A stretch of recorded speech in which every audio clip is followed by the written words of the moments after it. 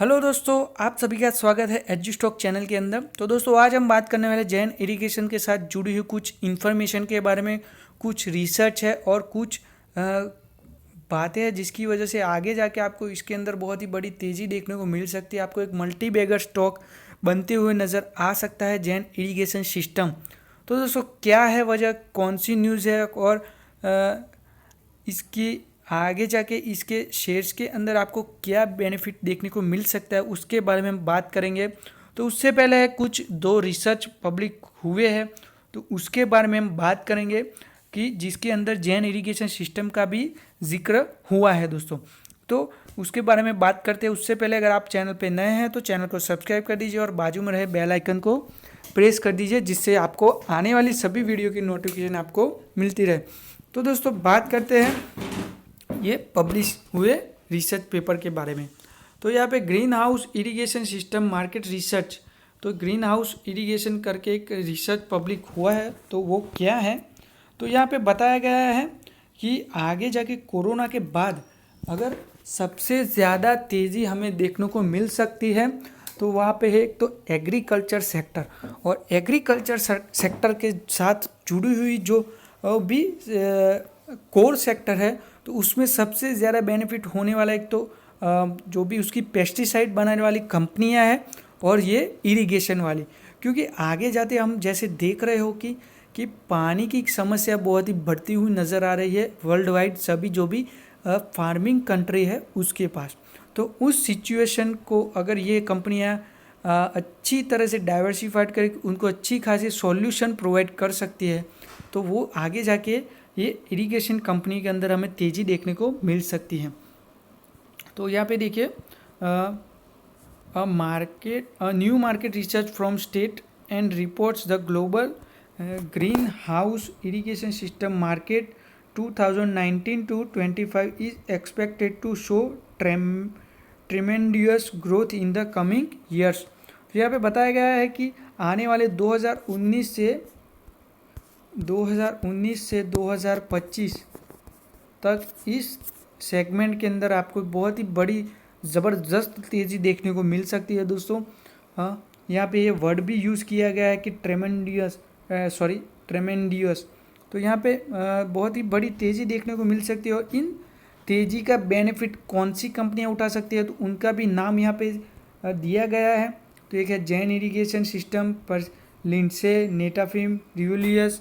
तो ये वर्ल्ड की जो भी बेस्ट कंपनियां हैं उनके नाम दिए गए हैं। तो उसके अंदर हमें तेज़ी देखने को मिल सकती है। अगर ये कंपनियां इस अपॉर्चुनिटी का बेनिफिट उठा सकती है तो यहाँ पे आगे जाके ये शेयर्स आपको मल्टी बैगर रिटर्न दे सकते हैं। अब एक दूसरा भी आर्टिकल पब्लिश हुआ है इसी न्यूज़ के ऊपर, तो वो भी हम देख लेते हैं। यहाँ पे देखिए दोस्तों drip irrigation market worth 9.3 billion bye 2025, exclusive report by markets and markets. तो ये मार्केट्स एंड मार्केट करके एक कंपनी है, उसने अपना रिसर्च पब्लिश किया हुआ है। कौन सी तारीख को, तो आज ही के दिन 14 अगस्त, ठीक है। तो उसके शिकागो की ये कंपनी है अमेरिका की, उसने एक रिपोर्ट जारी किया हुआ है दोस्तों। तो यहाँ पे बताया गया है कि ड्रिप इरिगेशन के साथ जुड़ी हुई जो भी कंपनी है, जैसे कि ट्यूब्स बनाने वाली कंपनी, ड्रिप लाइंस बनाने वाली company, filters, valves and pressure pumps बनाने वाली कंपनियों के अंदर भी आपको आगे जाके तेज़ी देखने को मिल सकती है। फिर और यहाँ पे ये बताया गया है कि the drip irrigation market is estimated to be valued at 9.3 billion by 2025 from $5.5 billion 2020। तो यहाँ पे 2020 के अंदर इस मार्केट की वैल्यूएशन है 5.5 बिलियन से अब 2025 के अंदर आपको 9.3 बिलियन, लगभग डबल होती हुई नज़र आती है दोस्तों। तो एक बहुत ही बड़ा एक बात कही गई है कि यहाँ पे आपको बहुत ही बड़ी तेज़ी देखने को मिल सकती है दोस्तों। और इसका कंपाउंड एनुअल ग्रोथ भी यहाँ पे बताया गया है कि 10.11% के आसपास इसके अंदर तेज़ी देखने को मिल सकती है दोस्तों। तो यहाँ पे कोरोना के बाद अगर 1% भी CAGR ग्रोथ करने वाली कंपनियों के नंबर्स बहुत ही कम है, क्योंकि कोरोना के बाद लोग कंपनियों का ग्रोथ रेट नेगेटिव आने लगा है दोस्तों। जैसे कि आप लोग सभी अभी रिजल्ट देख रहे होंगे, तो यहाँ पे पता चल रहा है कि कंपनियों का ग्रोथ रेट अभी डाउन हो रहा है, क्योंकि अभी बहुत ही बड़ी सिचुएशन आ चुकी है दोस्तों कोरोना के बाद। तो यहाँ पे एक अच्छी बात है कि इस कंपनियों के पास एक अभी अच्छी खासी अपॉर्चुनिटी है दोस्तों, है ना। और यहाँ पे बताया एक दूसरा भी है कि यहाँ पे सबसे ज़्यादा जो भी बेनिफिट उठा सकती है तो ये एशिया पैसिफिक की कंपनियाँ हैं। यहाँ पे देखिए, Asia Pacific is projected to dominate the drip irrigation market by 2025। तो एशिया पैसिफिक के अंदर हमें एक डोमिनेट देखने को मिल सकता है ड्रिप इरिगेशन के मार्केट के अंदर, क्योंकि सबसे ज़्यादा यूज़ इन एशिया में चाइना और इंडिया में होता है ड्रिप इरिगेशन का, है ना। क्योंकि दोस्तों सबसे ज़्यादा फार्मिंग, जो भी वर्ल्ड की सबसे बड़ी फार्मिंग कंट्री है तो वो एक चाइना और इंडिया।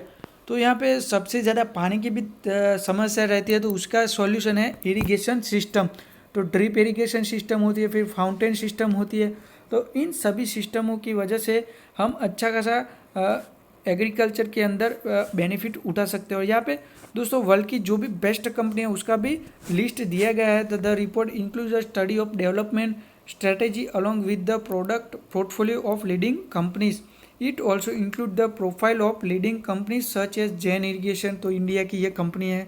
फिर लिंडसे यूएस की कंपनी है, तो यहाँ पे यूएस। फिर नेटाफिम जो वर्ल्ड की नंबर 1 ड्रिप इरिगेशन कंपनी है, इजराइल की है। फिर रेनबर्ड कॉरपोरेशन, चाइना ड्रिप, तो चाइना की भी बहुत सारी कंपनियाँ हैं। फिर इंडिया की दूसरी कंपनी है KSNM ड्रिप, तो ये भी एक इंडिया की कंपनी है। और एक यहाँ पे EPC इंडस्ट्रीज।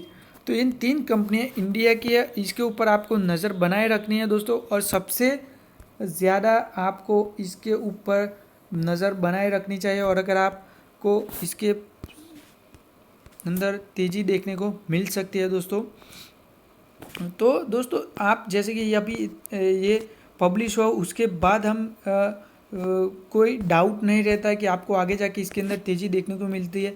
और गवर्नमेंट की भी पॉलिसी है कि 2022 तक दोस्तों जो भी फार्मर्स है इंडिया के, उनकी इनकम डबल करने का टारगेट रखा गया है मोदी गवर्नमेंट के अंदर। तो यहाँ पे कंपनियों को अच्छी खासी बेनिफिट देखने को मिल सकते हैं, क्योंकि फार्मिंग के अंदर अगर पानी नहीं होगा तो कोई भी फार्मर अपनी प्रोडक्शन कैपेसिटी बढ़ा नहीं सकता। लेकिन ड्रिप इरिगेशन के बाद आपको प्रोडक्शन कैपेसिटी बहुत ही बड़ी देखने को मिल सकती है दोस्तों। तो आपको इस कंपनियों को बेनिफिट होने वाला है, डेफिनेटली मैं बोल रहा हूँ दोस्तों। और जैन इरिगेशन अपना रिस्ट्रक्चर प्लान भी ला रही है दोस्तों, तो वो भी हम डिस्कस करने वाले हैं अगले 1 या 2 दिनों के अंदर। मैं आपको उसके ऊपर भी वीडियो बना के दूंगा, तो आप उसके लिए हमारे चैनल से जुड़े रहिए। अब बात करते हैं दोस्तों जैन इरिगेशन ड्रिप के शेयर्स के बारे में। तो यहाँ पे देखिए दोस्तों स्क्रीनर के ऊपर आ चुके हैं हम। यहाँ पे Jain irrigation system limited is subsidiary and associated are engage to provide solution and agriculture piping and infrastructure through manufacturing of micro irrigation system, PVC pipes, HDPE pipe, plastic sheets, agro processed product, renewable energy solution, tissue culture plants, financial service and other agriculture input since more than 35 years से। तो Jain irrigation system company लगभग 35 years से India के अंदर अपना काम कर रही है। मार्केट कैप देख लेते हैं दोस्तों, तो 604 करोड़ है। करंट प्राइस है 11 रुपये 70 पैसे के आसपास चल रहा है। 52 वीक है 24 रुपीज़ और लो है 3 रुपीज़।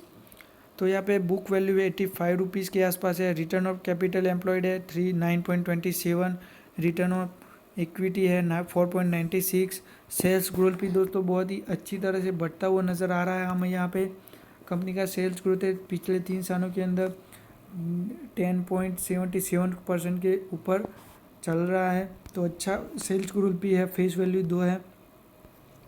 तो यहाँ पे कंपनी के पास अच्छी खासी प्लानिंग है।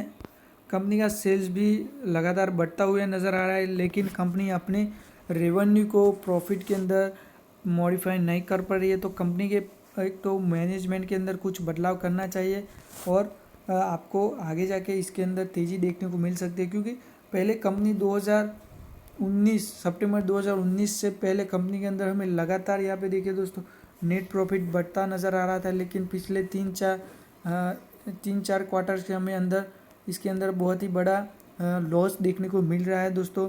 यहाँ पे देखिए कंपनी का सेल्स लगातार बढ़ता ही नज़र आ रहा है दोस्तों, कंटिन्यूसली इसके अंदर हमें ग्रोथ दिख रही है, लेकिन कंपनी अपनी जो भी रेवेन्यू उसको प्रॉफिट के अंदर तब्दील न कर पा रही है।